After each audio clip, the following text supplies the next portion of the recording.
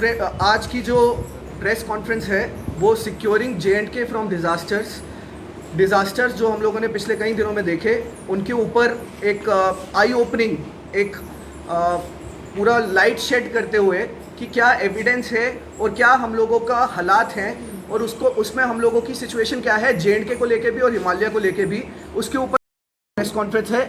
आज हमारे साथ मल्टीपल इन्वायरमेंटल और किसान संगठन भी हैं, जैसे कि किसान थे खेतीबाड़ी विकास फ्रंट, उसके बाद nature human centric people's movement. फिर सारी प्रेस कॉन्फ्रेंस करने का एक ही मकसद है कि सबको ये बता दें कि ये जो डिज़ास्टर था ये नेचुरल नहीं था। ये बार बार बोला जा रहा है हर एक के द्वारा कि ये नेचुरल डिज़ास्टर था, इसको रोका नहीं जा सकता था, इसमें हम लोग कुछ नहीं कर सकते थे। ये सरासर झूठ है, क्योंकि ये पहला डिज़ास्टर नहीं है। केदारनाथ से लेके अभी तक कॉन्टिन्यूसली डिज़ास्टर्स हम लोगों ने देखते आए हैं और हमारी गवर्नमेंट, हमारे सिस्टम और यहाँ तक कि यूनाइटेड नेशंस की रिपोर्ट और आम लोगों को भी ये पता है कि जो ये हुआ ये एक टाइम बॉम्ब था जो कभी ना कभी फटना ही था। एक्सट्रीम वेदर इवेंट्स यानी कि भयानक जो क्लाइमेटिक इवेंट्स हैं वो बढ़ने ही बढ़ने हैं और ये हमें पहले से पता था। आप पिछले साल सिक्किम में देखो जहाँ डैम फटा, आप इसी साल देख लो राममान, अप्रैल में बारिश कहाँ होती है और राममान में क्लाउड बस्ट आया। उसके देखते हुए ये नेचुरल नहीं था, स्पेशली डिजास्टर नेचुरल नहीं था। इवेंट नेचुरल हो सकता है, वो भी मेरे हिसाब से नेचुरल नहीं था, क्योंकि क्लाइमेट क्राइसिस जो है वो मैन मेड है। हमारे विकास करने की तरीके से वो हो रहा है, हमारे यहाँ पे कॉन्टिन्यूसली ऐसा विकास किया जा रहा है जिसकी वजह से ये जो क्राइसिस है ये वर्स होते जा रहा है और इसको रोका नहीं जा रहा है। मैं एग्जांपल दूंगा, किश्तवाड़ की बात करते हैं। किश्तवाड़ में एक डैम बना है जिसका नाम है बुरसर डैम। बुरसर डैम में Kishtwar high altitude national park की बाउंड्री को कम किया गया। वो एक नेशनल पार्क था जिसकी बाउंड्री को नहीं चेंज किया जा सकता और ग्लेशियर में था। अगर उसकी बाउंड्री को कम नहीं किया जाता तो आज हमें इतना खतरा नहीं होता जितना अभी है। अभी भी 2023 की रिपोर्ट के मुताबिक जो GSI की geological survey of India, Kashmir university और सेंट्रल यूनिवर्सिटी जम्मू की है, उसके मुताबिक 3 मेजर रेक्स हैं जो ग्लेशियर में बनी हुई हैं जो कभी भी फट सकती हैं और हमारी सरकार इसके ऊपर आप लोगों को बता ही नहीं रही है।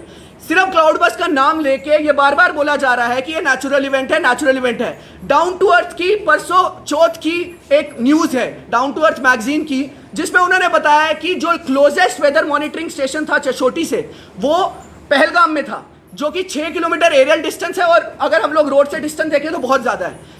और उसके मुताबिक सिर्फ 5 मिलीमीटर बारिश हुई है वहाँ पे। 5 मिलीमीटर बारिश में क्लाउड बस्ट हो सकता है? आप खुद बताइए। क्लाउड बस्ट की डेफिनेशन है 1 घंटे में 100 मिलीमीटर बारिश होना। इसका मतलब या तो हमारे पास डेटा नहीं है, या तो हम लोगों को आइडिया नहीं है कि क्या हो रहा है, या कुछ ऐसा हो रहा है जो हम में से किसी को नहीं पता है और इसका जो इम्पैक्ट है वो भयानक है। देखिए बार बार बोला जा रहा है क्लाउड बस्ट जैसी चीज़ें या फिर ग्लेशियर लेक आउटबर्स्ट जो है, जो ऊपर लेक फटना है, वो प्रीएम्प्ट नहीं किया जा सकता। हमारा मानना है अगर आपने जितनी टेक्नोलॉजी नेशनल सिक्योरिटी में लगाई है उतनी टेक्नोलॉजी इन्वायरमेंटल सिक्योरिटी में लगाई जाए। हम बड़े बड़े मिसाइल्स, रेडार्स ये सब में लगा रहे हैं। अगर हमने यही रेडार्स वेदर मॉनिटरिंग स्टेशन के लिए लगाए जाते तो शायद हमें 15 मिनट की वार्निंग मिल सकती, शायद हमें आधे घंटे की वार्निंग मिल सकती। इसके अलावा यात्राएं जितनी भी हमारे इलाकों में है, ये पहली यात्रा तो नहीं है जिस पे डिजास्टर हुआ है। केदारनाथ तो सबको याद ही होगा, अभी तक जहन से निकला नहीं होगा। तो क्यों यात्राओं के दौरान ज्यादा हिदायत क्यों नहीं बरती गई? क्यों ये बातचीत नहीं रहेगी इवैक्यूएशन का प्लान क्या होगा अगर एक डिजास्टर आ जाएगा, जबकि हमें पता है डिजास्टर तो आना ही आना है? क्यों ये चीज नहीं बोली गई कि वहां की कैरिंग कैपेसिटी कितनी है और कितने लोगों को वहां एक टाइम पे जाने दिया जा सकता है, उसके अलावा और लोगों को हमें नहीं जाने दिया जाना चाहिए। ये कई सारी चीजें हैं जो ये चीज बताती है कि हम लोग बेहतर तैयार हो सकते थे। एंड मैं यहां तक बोलूंगा कि इस टाइम बम को पहचानते सब थे, लेकिन हमारी सरकार की जिम्मेदारी थी कि वो हम लोगों को तैयार करे, हमारी कम्युनिटीज को तैयार करे। उल्टा वो ऐसा विकास कर रही है। मैं एग्जांपल देता हूं, कठुआ में अभी क्लाउड बस्ट हुआ।